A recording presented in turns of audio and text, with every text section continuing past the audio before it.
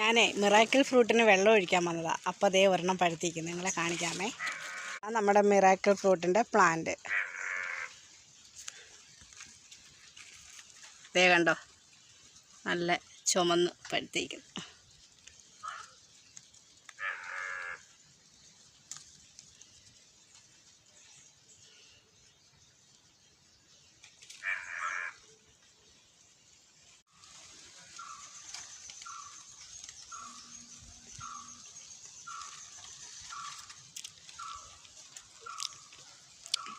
മധുരവും ചെറിയ ഒരു പുളിപ്പ് പോലെ ചെറുതായിട്ട്. അപ്പം നല്ല മധുരം.